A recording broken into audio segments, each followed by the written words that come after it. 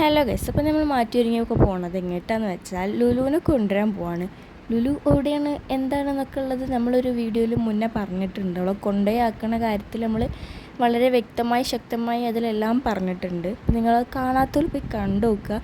അത് ഏകദേശം ഒരു 300 സംതിങ് ആൾക്കാരൊക്കെ എന്തായാലും കണ്ടിണ്.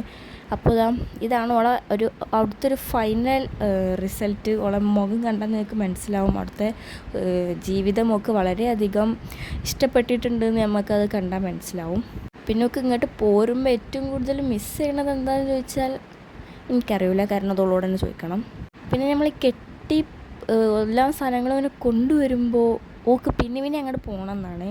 പക്ഷേ ഓളെ കൂടെ പോയ ബാക്കി എല്ലാ കുട്ടികളും ഇനി അങ്ങോട്ട് പോകാൻ താല്പര്യമില്ല.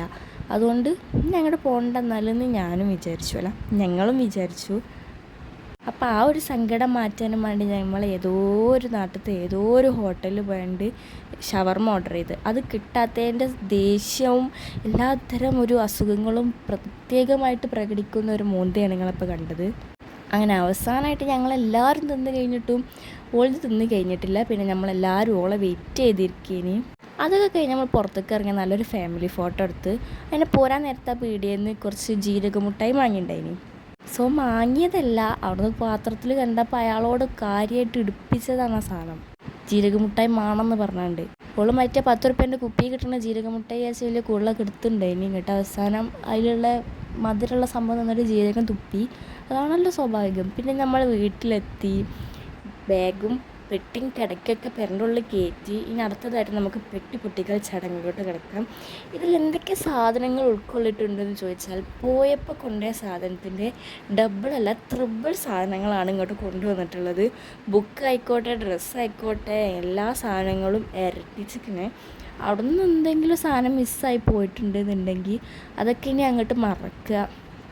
പിന്നെ പോയ സമയത്ത് ഓൾ കൊണ്ടുപോയ സ്റ്റിക്കർ അതിപ്പോഴും എടുത്തിട്ടില്ല എന്ന് പറഞ്ഞിട്ടാണ് ഇപ്പോൾ പ്രശ്നം. അതുകൊണ്ട് ഇനി ഒരു പ്രാവശ്യം കൂടി അവിടെ പോകണം, ഇനി സ്റ്റിക്കർ അവിടെ ചുമരുമ്മ ഒട്ടിച്ചണം. അതാണ് ഇപ്പോൾ ഉള്ള പ്രശ്നം.